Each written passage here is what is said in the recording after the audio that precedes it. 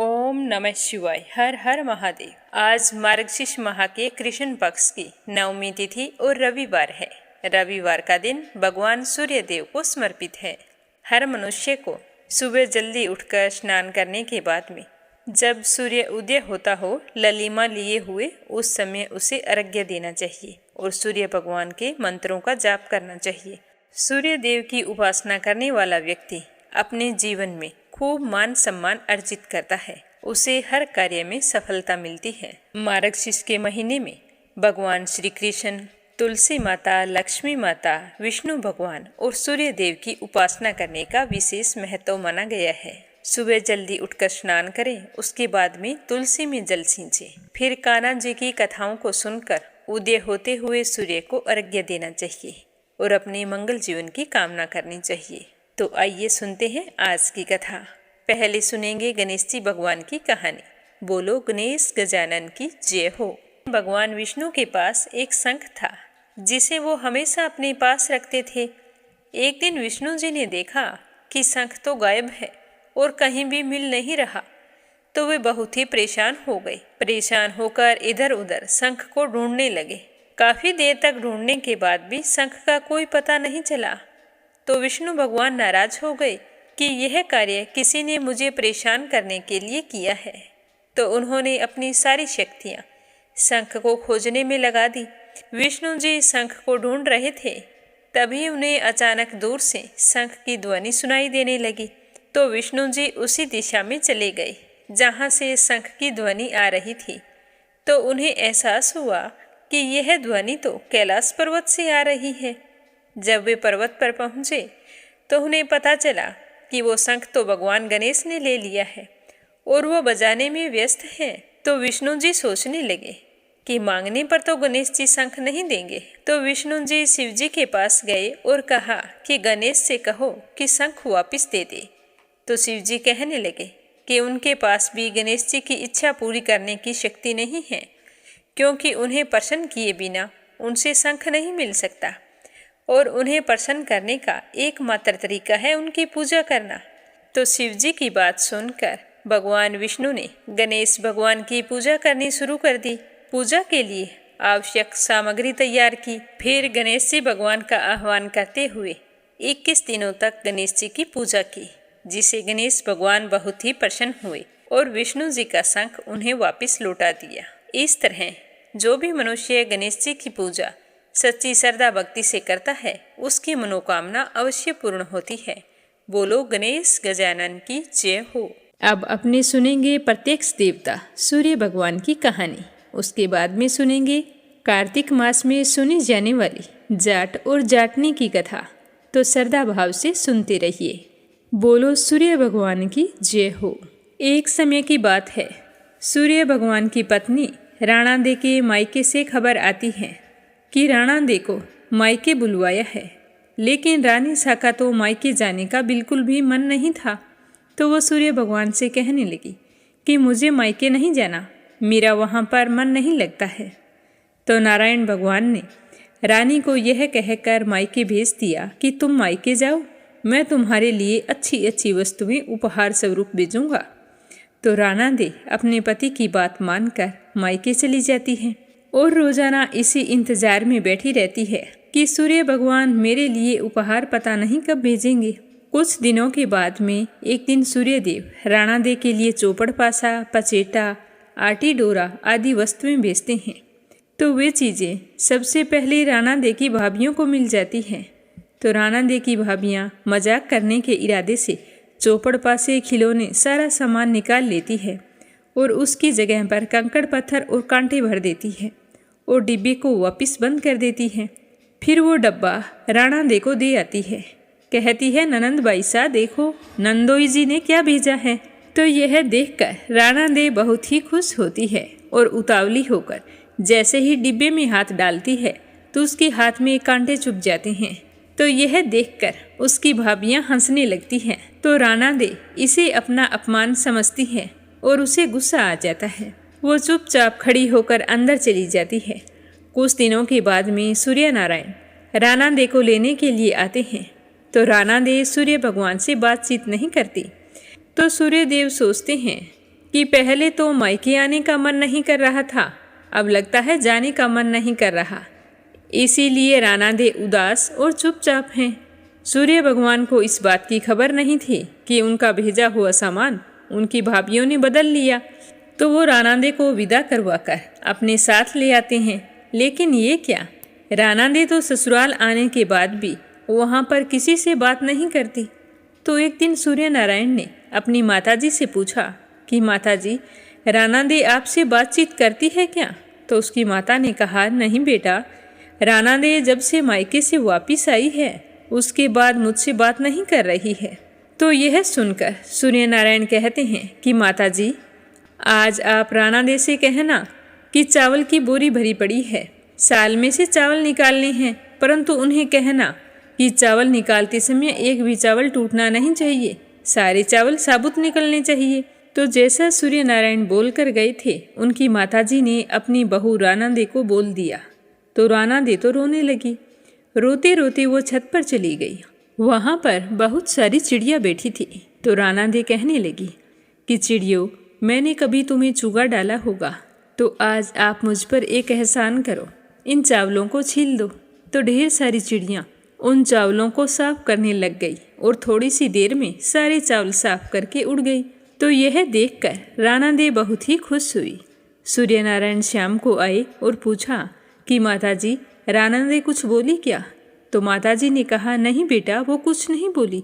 और हैरानी की बात यह है कि उन्होंने सारे चावल साफ कर दिए, एक भी चावल टूटने नहीं दिया। तो सूर्य नारायण सोचने लगे। तो अपनी माताजी की बात सुनकर सूर्य नारायण भी हैरान हो गई और सोचने लगे कि रानादे ने अकेले ऐसे कैसे कर लिया। तो वो अपनी माताजी से कहने लगे कि माताजी, आप ऐसा करना, सुबह रानादे को बोलना कि जो 108 छेद वाली मटकी है उसमें पानी भर दे। तो सुबह होते ही जैसा सूर्य नारायण ने बोला था, उसकी माताजी ने अपनी बहू रानादे को बोल दिया कि 108 छेद वाली मटकियां हैं, उसमें पानी भर दो। तो रानादे मटकी लेकर तालाब पर चली गई और वहां पहुंचकर रोने लगी। उनको रोता हुआ देखकर छोटी छोटी मेंढकियां आई और उनसे पूछने लगी कि रानादे, आप रो क्यों रही है? तो रानादे बोली कि सासू जी ने 108 छेद वाली मटकियों में पानी भरने को बोला है, इनमें पानी कैसे टिकेगा? तो वो मेंढकियां कहने लगी कि रानादे, आप रोना बंद करो, चिंता मत करो, जितने छेद हैं उन पर हम चिपक जाएंगी, फिर आप आसानी से पानी भर लेना। फिर क्या था, रानादे तो खुश हो गई और मेंढकियां छेद पर चिपक चिपक कर बैठ गई। रानादे ने सारी मटकियों में पानी भर दिया। तो छेद वाली मटकियों में पानी देखकर उसकी सासू माँ बड़ी हैरान हुई। जैसे ही सायंकाल में सूर्य नारायण आए तो उन्होंने अपनी माताजी से पूछा कि रानादे आज आपसे बोली क्या? तो उनकी माताजी ने कहा कि नहीं बोली। आज तो उन्होंने और भी गजब कर दिखाया, छेद वाली सारी मटकियों में पानी भर दिया है। तो सूर्य नारायण सोचने लगे कि रानादे ये सब कुछ कैसे कर रही है और हमसे बोलना बंद क्यों कर दिया है। अब तो इस बात का पता लगाना पड़ेगा। तो उन्होंने अपनी माताजी से कहा कि माताजी, रानादे को बोलना कि कल बाग में उनके मौसी जी आए हैं, उन्होंने रानादे को मिलने के लिए बुलाया है। उनको यह भी बता देना कि जिस तरफ चरमू बिखरे हैं उस तरफ जाना है। तो सुबह होते ही राना जी को उसकी सासू माँ ने कह दिया जैसा सूर्य भगवान बोल कर गए थे। तो रानादे तैयार होकर अपनी मासी जी से मिलने के लिए चल पड़ी और सूर्य नारायण रास्ते में औरत का रूप बनाकर घूंघट निकाल कर बैठ गए। जब रानादे उस तरफ से जाने लगी तो सूर्य नारायण औरत के रूप में बैठे थे, रोने लगे। तो रानादे ने कहा कि आप रो क्यों रहे हैं, आप पर कोई मुसीबत आ गई क्या? तो उन्होंने रानादे की बात का कोई जवाब नहीं दिया और लगातार रोते ही रहे। तो यह देखकर रानादे कहने लगी कि मेरे पर जो मुसीबत आई है, अगर वो तुम पर आ जाए तो तुम क्या करोगे? तो सूर्य नारायण कहने लगे कि आप पर क्या मुसीबत आई है? तो रानादे कहने लगी कि मैं क्या बताऊं, मैं मायके नहीं जा रही थी और फिर भी इन्होंने मुझे ज़बरदस्ती भेज दिया। बोला कि तुम चली जाओ और मैं तुम्हारे लिए अच्छी अच्छी वस्तुएं भेजूंगा, और डिब्बों में भरकर इन्होंने कंकड़ पत्थर और कांटे भेज दिए। मैं उन डिब्बों को देखकर बहुत ही खुश हुई और देखने के लिए जैसे ही डिब्बे में हाथ डाला तो मेरे हाथ में कांटे चुभ गए। मेरी सारी भाभियाँ मेरा मजाक बनाने लगी। थोड़े दिन बीते, मुझे वापस लेने के लिए आ गए और मैं ससुराल आ गई। इतना परेशान करने के बाद भी इनका पेट नहीं भरा। इन्होंने मुझे एक बोरी साल में से चावल निकालने को बोला और यह भी कहा कि एक भी चावल टूटना नहीं चाहिए। अब तुम बताओ कि मैं एक दिन में एक बोरी चावल कैसे निकालूं, वो भी बिना टूटे हुए। भला हो उन चिड़ियों का जिनको मैंने चूगा डाला था। उन्होंने मेरी मदद की और सारे चावल निकाल दिए। इन्होंने तो फिर भी नहीं पूछा कि राना दे, तुमने अकेले चावल कैसे निकाले। इन्हें तो बस परेशान करना था। दूसरे दिन 108 छेद वाली मटकियों में मुझे पानी भरने के लिए बोल दिया। अब आप ही बताओ, छेद वाली मटकी में कभी पानी ठहरता है? वो तो भला हो मेंढकियों का, जो बेचारी सारी की सारी छेद से चिपक कर बैठ गई और मैंने पानी भर दिया। यह कहते कहते राना दे जोर जोर से रोने लगी। तो इतना सुनते ही सूर्य भगवान ने राना दे का हाथ पकड़ा और अपने असली स्वरूप में आ गई। सूर्य भगवान बोले कि राना दे चुप हो जाओ। मैंने तो डिब्बों में चौपड़ पासा, आटी डोरा, मिठाइयाँ और अच्छी अच्छी वस्तुएं भेजी थी। आपकी भाभीियों ने ही मजाक की होगी। मैंने ऐसा कुछ नहीं किया। आप मुझे बहुत अच्छे लगते हो। मैं आपके लिए डिब्बों में कांटे भरकर क्यों भेजूंगा, ये तो आपको पता होना चाहिए। इतनी सी बात थी तो आप मुझे पहले ही बता देते तो आपको इतनी मुसीबत नहीं झेलनी पड़ती।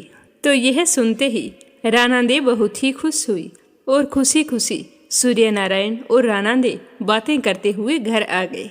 तो उन्हें हंसता बोलता देखकर उनकी माताजी और भी ज्यादा खुश हुई। बोलो सूर्य नारायण की जय हो। अगली कहानी सुनेंगे अपने भगवान श्री कृष्ण की, जब प्रभु श्री कृष्ण ने अपने सबसे बड़े भक्त अर्जुन का अहंकार तोड़ा था। क्यों तोड़ा था और कैसे तोड़ा था, यही सब इस कहानी में बताया गया है। बोलो श्री कृष्ण भगवान की जय हो। एक बार अर्जुन को अहंकार हो गया कि वो भगवान के सबसे बड़े भक्त हैं। उनकी इस भावना को भगवान श्री कृष्ण ने समझ लिया। तो भगवान श्री कृष्ण सोचने लगे कि अहंकार तो किसी के लिए अच्छा नहीं होता और मेरे सबसे बड़े भक्त के अंदर अहंकार आ गया है, तो इसे तो दूर करना ही पड़ेगा। तो अर्जुन का अहंकार तोड़ने के लिए एक दिन भगवान श्री कृष्ण उन्हें अपने साथ घुमाने के लिए ले गए। तो घूमते घूमते उनकी मुलाकात एक गरीब ब्राह्मण से हो गई। उस ब्राह्मण का स्वभाव थोड़ा विचित्र था। वह सूखी घास खा रहा था और उसकी कमर में एक तलवार लटक रही थी। तो उसे देखकर अर्जुन तो हैरान हो गए। उन्होंने ब्राह्मण से पूछा कि ब्राह्मण देव, आप तो अहिंसा के पुजारी हैं, जीव हिंसा ना हो इसीलिए तो सूखी घास खाकर अपना गुजारा करते हैं। फिर ये आपके पास हिंसा का साधन क्यों है? ये तलवार आपने क्यों रख रखी है? मुझे ये देखकर कुछ समझ में नहीं आ रहा। तो अर्जुन का सवाल सुनकर ब्राह्मण देव ने जवाब दिया कि मैं कुछ लोगों को दंड देना चाहता हूँ। तो अर्जुन ने उत्सुक होकर फिर सवाल किया कि हे महात्मन, आपके शत्रु हैं। ब्राह्मण के शत्रु कौन हो सकते हैं? मुझे बताओ, मैं जानना चाहता हूँ कि आपके दुश्मन कौन हैं। तो ब्राह्मण कहने लगा कि मैं 4 लोगों को ढूंढ रहा हूँ जिन्होंने मेरे भगवान को परेशान किया है। जैसे ही वो मुझे मिल जाते हैं तो मैं उन्हें उनके कर्मों का दंड जरूर दूंगा। तो अर्जुन हैरान होकर कहने लगे कि हे ब्राह्मण देव, वो 4 लोग कौन से हैं? तो ब्राह्मण ने कहा कि सबसे पहले तो मुझे नारद की तलाश है। नारद मेरे प्रभु को विश्राम नहीं करने देते, हमेशा भजन कीर्तन में उन्हें जगाए रखते हैं। उसके बाद मैं द्रौपदी से भी नाराज हूँ। तो अर्जुन कहने लगे कि द्रौपदी ने ऐसा क्या कर दिया जिसकी वजह से आप उससे नाराज हो? तो ब्राह्मण कहने लगा कि द्रौपदी ने मेरे प्रभु को उस समय पुकारा था जब मेरे प्रभु भोजन कर रहे थे, तो उन्हें भोजन बीच में छोड़कर उठना पड़ा था। मैं नहीं चाहता हूँ कि मेरे प्रभु को कोई इस तरह से परेशान करे। तो अर्जुन हैरान होकर कहने लगे कि द्रौपदी ने क्यों पुकारा था? तो ब्राह्मण ने कहा कि द्रौपदी ने पांडवों को महर्षि दुर्वासा ऋषि के श्राप से बचाने के लिए पुकारा था। इतना ही नहीं, द्रौपदी ने मेरे आराध्य को जूठा भोजन भी खिलाया था। तो यह सुनकर अर्जुन ने पूछा कि आपका तीसरा शत्रु कौन है? तो ब्राह्मण ने कहा कि वह तो हृदयहीन प्रहलाद है। उस दृष्टि के कारण ही मेरे भगवान को गरम तेल के कड़ाहे में प्रवेश करना पड़ा था, हाथी के पैरों तले कुचला जाना पड़ा था और अंत में खंबे से प्रकट होने के लिए विवश होना पड़ा था। तो अर्जुन की हैरानी और बढ़ गई। वो कहने लगे कि ब्राह्मण देव, अब बताइए आपका चौथा शत्रु कौन है। तो ब्राह्मण ने कहा कि मेरा चौथा शत्रु अर्जुन है। उसका दुस्साहस तो देखिए, उसने मेरे भगवान को अपना सारथी बना रखा है। उसे भगवान की असुविधा का थोड़ा भी ध्यान नहीं है। इससे मेरे प्रभु को कितना कष्ट हो रहा होगा। मेरे आराध्य भगवान श्री कृष्ण मुझे बहुत ही प्यारे हैं। अगर कोई उन्हें परेशान करता है तो मैं उसे दंड देने में बिल्कुल भी हिचकिचाऊंगा नहीं। इस तरह बताते बताते उस गरीब ब्राह्मण की आंखों से आंसू बहने लगे। उस गरीब ब्राह्मण की ऐसी निस्वार्थ भक्ति देखकर अर्जुन का सारा अहंकार पानी की तरह बह गया। उन्होंने भगवान श्री कृष्ण से क्षमा मांगते हुए कहा कि प्रभु, मेरी आंखें खुल गई। इस जगत में ना जाने आपके कैसे कैसे अद्भुत भक्त हैं, उनके आगे मैं तो कुछ भी नहीं हूँ।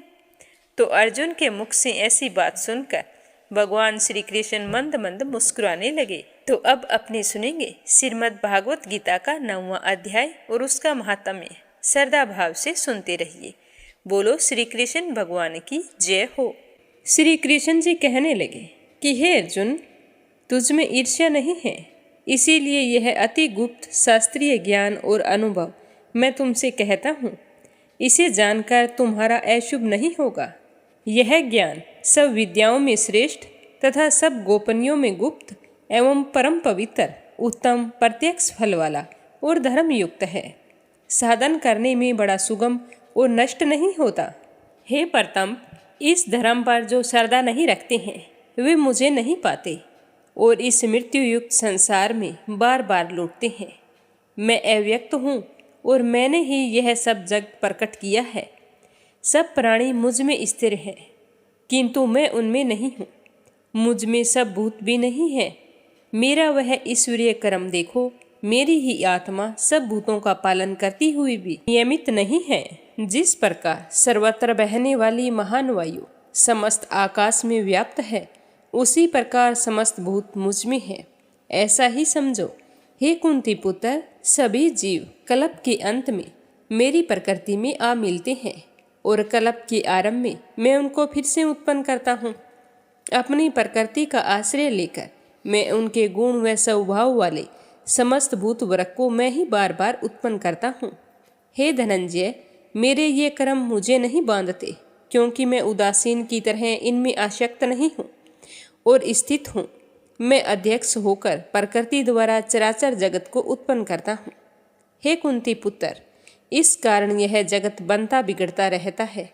मूर्ख लोग मेरे परम स्वरूप को नहीं जानते कि मैं समस्त चराचर का स्वामी हूँ। वे मुझको मनुष्य जानकर मेरी अवहेलना करते हैं। उनकी आशा व्यर्थ, कर्म निष्फल, ज्ञान निरर्थक, चित्त भ्रष्ट है। वे उस आसुरी प्रकृति के वश में है जो मोह को उत्पन्न करती है। हे पार्थ, विवेकी जन जो देवी प्रकृति में स्थित हैं, वे मुझे सब संसार का आदि अविनाशी जानकर अनन्य मन से बसते हैं। वे दृढ़वर्ती सदा मेरा यत्न पूर्वक कीर्तन करके नमस्कार करते और भक्ति पूर्वक उपासना करते हैं। कोई लोग ज्ञान योग से पूजन करते हुए मेरी उपासना करते हैं, कोई एक तव से, कोई पृथक तव से और कोई मुझे अनेक रूप वाला विश्व रूप मानकर मेरी उपासना करते हैं। स्रोत यज्ञ मैं हूँ, स्मार्त यज्ञ मैं हूँ, पितर यज्ञ मैं हूँ तथा औषधि मंत्र होम का साधन कृत अग्नि और होम भी मैं ही हूँ। इस जगत का पिता, माता, धारण करता, पिता में जानने योग्य पदार्थ ओंकार, ऋग्वेद, सामवेद और यजुर्वेद मैं ही हूँ। गति पालन करता, प्रभु साक्षी निवास स्थान, रक्षक, मित्र उत्पन्न करने वाला, संहार कारक, आधार, प्रलय स्थान और अविनाशी बीज मैं ही हूँ। सूर्य रूप से तपता हूँ, मैं वर्षा रोकता हूँ, मैं ही वर्षा करता हूँ तथा हे अर्जुन, मैं ही अमृत और मृत्यु मैं ही हूँ तथा सत्य और असत भी मैं ही हूँ। 3 वेदों के ज्ञाता, सोम पीने वाले पाप रहित यज्ञ द्वारा मेरी पूजा करके स्वर्ग चाहते हैं और इंद्र के पुण्य लोक में पहुंचकर स्वर्ग में देवताओं के योग दिव्य सुख भोगते हैं। वे विशाल स्वर्ग लोक में सुख भोग कर पुण्य के क्षीण होने पर फिर मृत्यु लोक में आते हैं। इस प्रकार 3 वेदों के यज्ञ आदि धर्मों का पालन करने वाले भोग की इच्छा रखने वालों का आवागमन होता रहता है। जो अनन्य भाव से चिंतन करते हुए मेरी उपासना करते हैं, मैं उन नित्य योगियों के योगक्षेम अर्थात स्थान, भोजन, अस्नान, मैं इनकी रक्षा करता हूँ।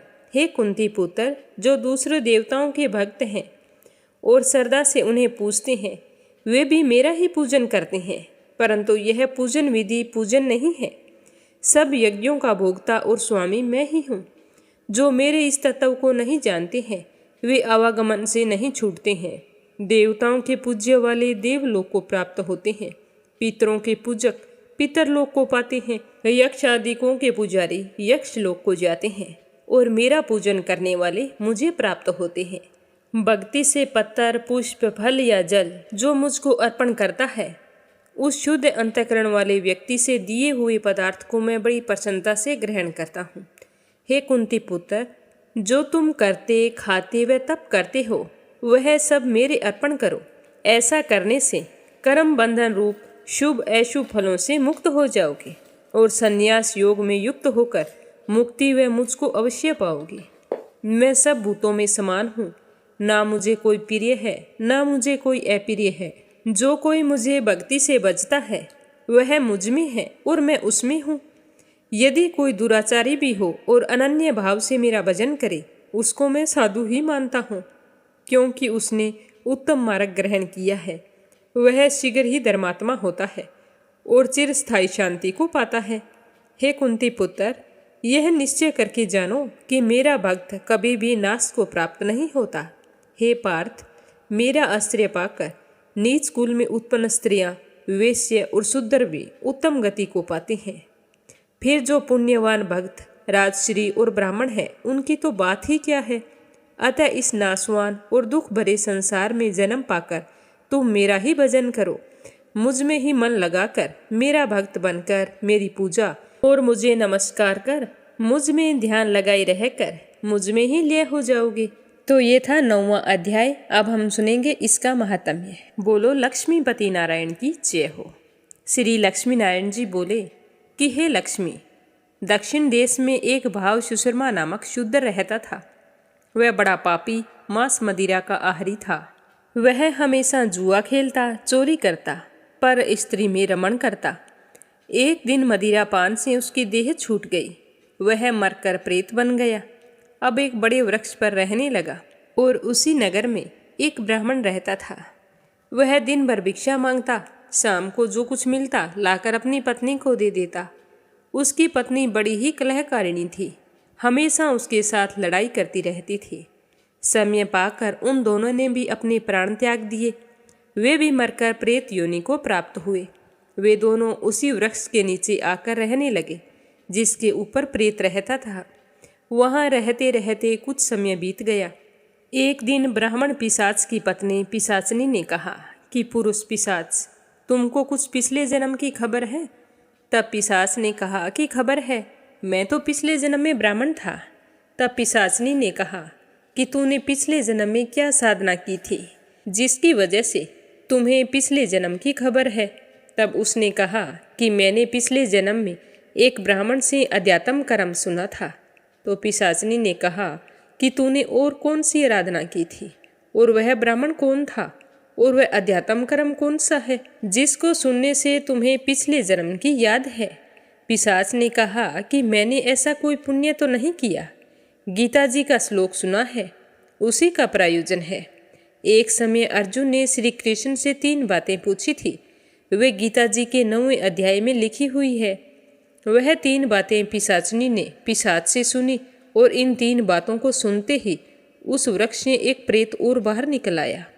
उसने कहा कि पिशाचनी, यह 3 बात फिर से कहो जो तुम अब सुन रही थी।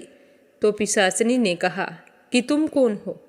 मैं तुम्हें नहीं सुना सकती, अपने भरतार से पूछती हूँ, वही तुम्हें सुनाएंगे। तो उसके पिशाच भरतार ने वो 3 बातें बताई कि वह कर्म कौन था जिसे पिछले जन्म की खबर रही। तो इन बातों के सुनते ही तीनों ने अपने प्रेत देही को छोड़ दिया और तत्काल ही देवदेही पाई। स्वर्ग से विमान आए, उन पर चढ़कर बैकुंठ को प्राप्त हुए। श्री नारायण जी कहने लगे कि हे लक्ष्मी, यह गीता जी के 9वें अध्याय का महात्म्य है। जो कोई इसे पूरे श्रद्धाभाव से सुनता है उसके पितर मोक्ष को प्राप्त होते हैं। तो यह था गीता जी का 9वां अध्याय और उसका महात्म्य। अब अपने सुनते हैं राधा रानी की कथा। प्राचीन समय की बात है कि बरसाना और उसके आसपास के इलाकों में बहुत ही भयंकर अकाल पड़ गया। वहाँ रहने वाले लोगों और साधु संतों को भोजन की बहुत ही दिक्कत आने लगी। भीषण अकाल के कारण चारों ओर हाहाकार मच गया। भूख प्यास से परेशान लोग गांव छोड़कर चले गए। उसी गांव में एक संत जी रहा करते थे। उन्हें भिक्षा में जो कुछ मिलता था उससे वो पहले राधा रानी को भोग लगाते थे, उसके बाद स्वयं भोजन करते थे। पर भीषण अकाल के कारण संत जी को भिक्षा मिलनी बंद हो गई। उनकी कोठड़ी में पड़ा सारा सामान भी समाप्त हो गया। अब और कोई चारा नहीं था जिसके सहारे वो बरसाना गांव में रह सके। ना चाहते हुए भी उन्होंने बरसाना गांव को छोड़ने का मन बनाया और अपनी आंखों से आंसू बहाते हुए राधा रानी से क्षमा मांगने लगे। कहने लगे कि राधा रानी, मुझे क्षमा करना। मैं बरसाना गांव को कभी नहीं छोड़ना चाहता था, पर आज मैं मजबूर हूँ कि मुझे यह गांव छोड़ना पड़ रहा है। इस तरह संत जी करुण विलाप करने लगे। काफी देर तक यूं ही परेशान बैठे रहे। फिर जैसे ही बरसाना गांव को छोड़कर जा रहे थे तो उनके आंखों से आंसुओं की धारा बह रही थी और दुखी मन से जा रहे थे। तभी बरसाना की गली में संत जी के सामने एक सुंदर सी कन्या आई और कहने लगी कि बाबा, आप कहाँ जा रहे हैं? तो संत जी ने उदास होकर कहा कि बेटा, क्या बताऊं कि कहाँ जा रहा हूँ। गांव में बुरी तरह से अकाल पड़ गया है, भिक्षा प्राप्त नहीं हो रही है, इसीलिए पेट की भूख को शांत करने के लिए यहाँ से कहीं दूर चला जाऊंगा। तो संत जी की बात सुनकर वह कन्या कहने लगी कि बाबा, मैं वेद श्रीधर की पुत्री राधा हूँ। आप वहाँ जाकर कहना कि जो आपके आले में भोजन पड़ा है वो मुझे भिक्षा में दे दो, आपको भिक्षा जरूर मिलेगी। आप इस तरह से दुखी और निराश होकर बरसाना को छोड़कर मत जाइए। यह कहकर वो कन्या चली गई। संत जी उस कन्या के बताए अनुसार वेद जी के घर पर पहुँचे और भिक्षा के लिए आवाज़ लगाई। तो वेद जी बाहर आए और कहने लगे कि बाबा, आज तो आपको भिक्षा नहीं मिलेगी, क्योंकि आज तो घर में खाने के लिए एक अन्न का दाना भी नहीं है। तो संत जी कहने लगे कि मुझे तो आपकी पुत्री राधा ने भेजा है और उसने कहा था कि माँ को कहना कि आले में जो भोजन बनाकर रखा है वो मुझे दे दे। तो वेद जी ने हैरान होते हुए संत जी को बताया कि मेरी पुत्री राधा की मृत्यु तो कई साल पहले हो गई थी। यह बताते बताते वेद जी का गला भर आया और कहने लगे, फिर आपको कौन सी राधा मिली थी? तो संत जी ने कहा कि आप अपने आले में जाकर देखो तो सही, क्या पता उस लड़की ने सही कहा हो। तो संत जी के कहने पर वेद जी घर के अंदर गए। जाकर आले में देखा तो वहाँ तो तरह तरह के भोजन रखे थे। तो वेद जी की पत्नी कहने लगी कि ये भोजन मैंने तो यहाँ पर कभी नहीं रखा। तो वेद जी ने जल्दी से उस भोजन को उठाया और संत जी को लाकर दे दिया और कहने लगे कि संत जी, ये तो श्री राधा रानी की कृपा है। तो यह सुनकर संत जी बड़े ही खुश हुए और सोचने लगे कि रास्ते में आज मुझे राधा रानी के दर्शन हुए थे। तो वेद जी कहने लगे कि बाबा, आप ऐसा करना, प्रतिदिन यहाँ से भोजन लेकर चले जाना और फिर कभी बरसाना गांव को छोड़ने की सोचना भी मत। तो संत जी बहुत ही खुश होकर अपनी कुटिया में आ गए और हमेशा की तरह पहले राधा रानी को भोग लगाया, फिर स्वयं भोजन किया। अब राधा रानी की कृपा से संत जी के प्रतिदिन खाने का इंतजाम हो जाता था और संत जी को बरसाना गांव छोड़कर नहीं जाना पड़ा। तभी तो कहते हैं कि बड़ी ही करुणामयी है राधा रानी। वह अपने भक्तों का सदैव ख्याल रखती है। अगर हम सच्चे मन से राधा रानी का नाम जपते हैं तो हमारी सारी मनोकामनाएं पूर्ण होती है। राधा रानी की कृपा से हमें हमारे जीवन में कभी भी मुसीबतों का सामना नहीं करना पड़ता। प्रेम से बोलो राधा रानी की जय हो। लपसी और तपसी की कहानी। बोलो लपसी तपसी की जय हो। प्राचीन समय की बात है। एक गांव में लपसी और तपसी नाम के दो भाई रहा करते थे। तपसी हमेशा भगवान की सेवा में लीन रहता था, लेकिन लपसी हमेशा सवा सेर लापसी बनाता, भगवान को भोग लगाकर फिर स्वयं भोजन कर लेता। दोनों भाइयों का यही नियम था। एक दिन दोनों भाइयों में बहस छिड़ गई कि कौन बड़ा है। तो लपसी कहने लगा कि मैं बड़ा हूँ, क्योंकि मैं तो लापसी बनाकर भगवान को रोजाना भोग लगाता हूँ। मैं कभी भी भगवान को भूखा नहीं रहने देता। तो तपसी कहने लगा कि मैं बड़ा हूँ, क्योंकि मैं सारा दिन भगवान की तपस्या करता हूँ।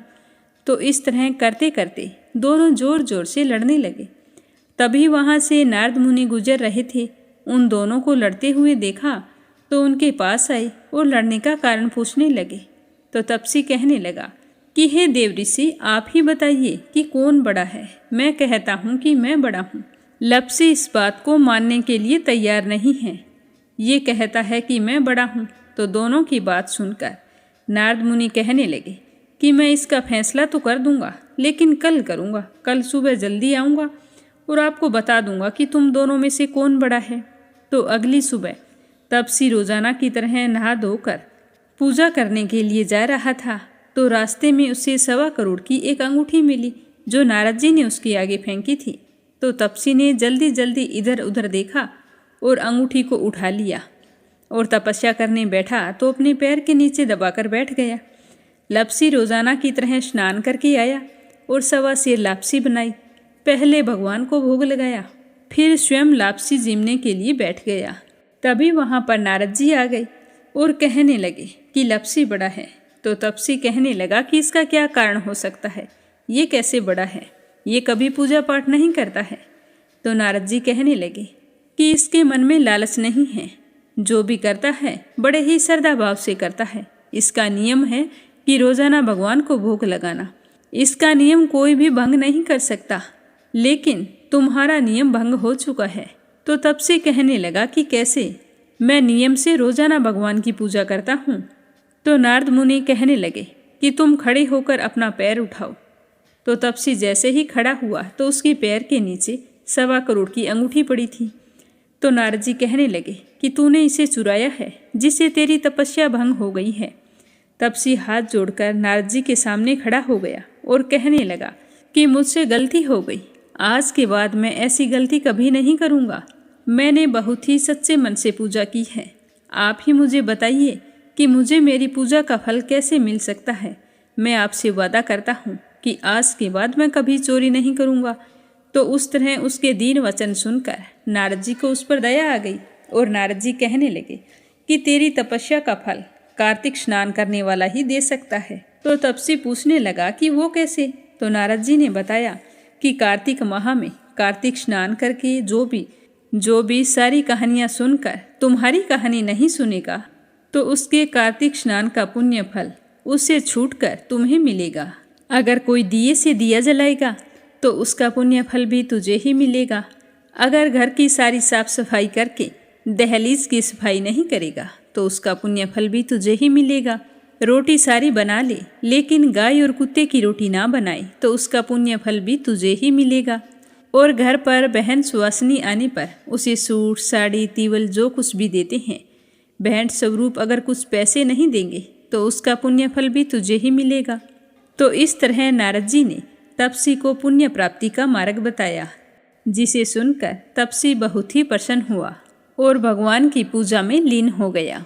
तभी से कहा जाता है कि हर व्रत कथा और कहानी के बाद में लपसी तपसी की कहानी जरूर सुननी चाहिए। इस कहानी को सुने बिना हमें चाहे कार्तिक का महीना हो या वैशाख का महीना हो, हमें उसके स्नान का पुण्य फल नहीं मिलता है। जब कहानी समाप्त हो जाती है तो इस तरह से कहना चाहिए कि लपसी का फल लपसी को मिले, तपसी का फल तपसी को मिले। हमारी कहानी का, हमारे पूजा पाठ और हमारे व्रत का पुण्य फल हमें मिले। तो आज का अध्याय समाप्त हुआ। कल फिर मिलेंगे अगले अध्याय के साथ। उम्मीद करती हूँ कि आपको गीता जी का अध्याय जरूर पसंद आया होगा। तो मीरा भक्ति स्टोरी चैनल को सब्सक्राइब जरूर करें और इस वीडियो को ज़्यादा से ज़्यादा अपने मित्रगणों में, रिश्तेदारों में शेयर करें। कान्हा जी आपकी सारी मनोकामनाएं पूर्ण करें। कल फिर मिलेंगे अगले अध्याय के साथ। आप सभी की मंगल कामना के साथ ओम नमः शिवाय। हर हर महादेव।